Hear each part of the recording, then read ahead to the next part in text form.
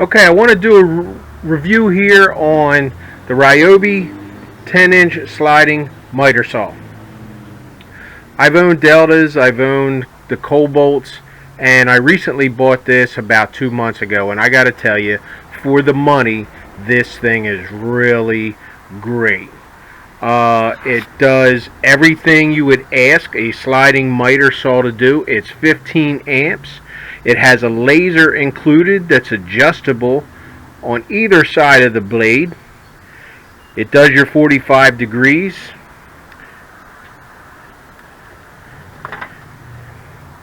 And it'll cut 12 inches. Okay, some of the drawbacks that it has is the little knob here that keeps the saw from sliding back and forth. When you loosen it up, sometimes it'll self-tighten from the vibration, so you have to keep checking that. Dust collection isn't that great, but like any other sliding miter saw setup, it's not that great either.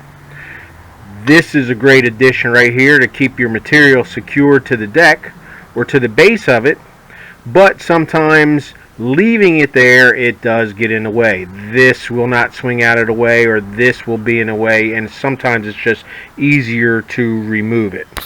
Okay, it also comes with these extensions that go on the side here, but they don't slide in and out.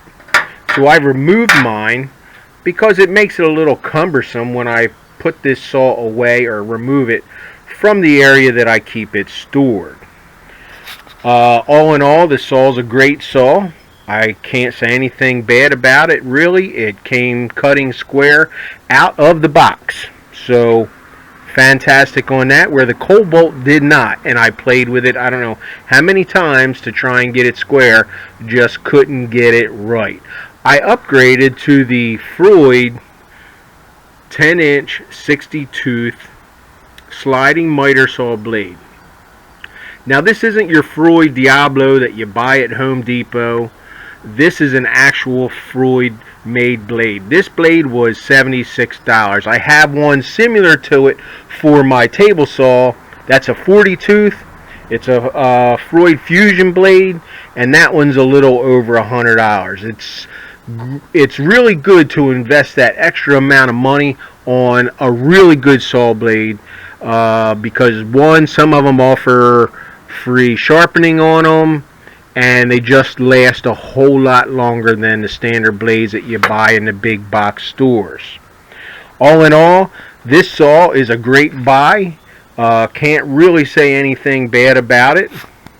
Even the table that it comes with, doesn't come with, but you can purchase, really makes it great buy. It folds up, it folds out of the way, but it gives you that extra stand so you're not putting it on like sawhorses or a shelf or something like that. Really makes it mobile.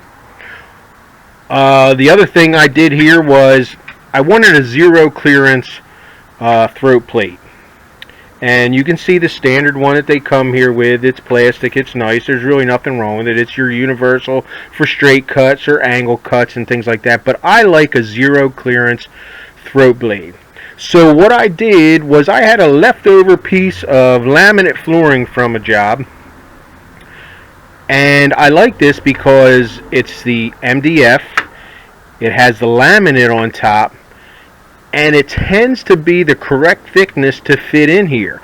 I have one for my table saw also, or I should say I have several for my table saw also, for those angle cuts that your table saw does. So I have zero clearance inserts for the angles that I cut on my table saw, like 45s, 30s, 22.5 degrees. So the material that I'm cutting really doesn't get all messed up on the bottom as the saw blade's making that cut. But I like that with my miter saws also. And this was really easy to make. And what I did was I took the one that came with it and I traced it on top of the laminate flooring. Once I traced it out, I cut it to width on my table saw. I cut the circular out here with my jigsaw, and then I touched everything up with my 5-inch rotary sander.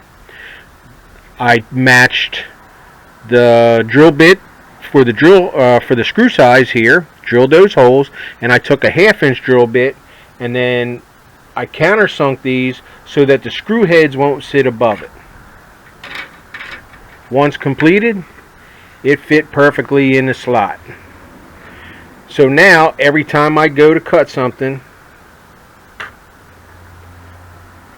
I won't get any tear out. And the other great thing for this is when you're cutting your material, a lot of times you'll make a mark.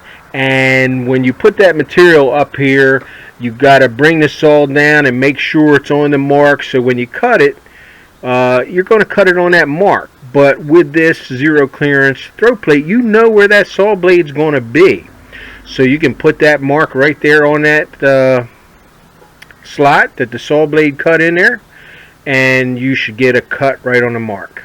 I know it's been a while since I've posted a video here on Every Other Day Woodworking. I appreciate you coming back and subscribing. Look forward to this and many other reviews. Sometimes you just get busy and can't get right to the videos right away. But again, I want to thank you again for subscribing to Every Other Day Woodworking, and have a great day.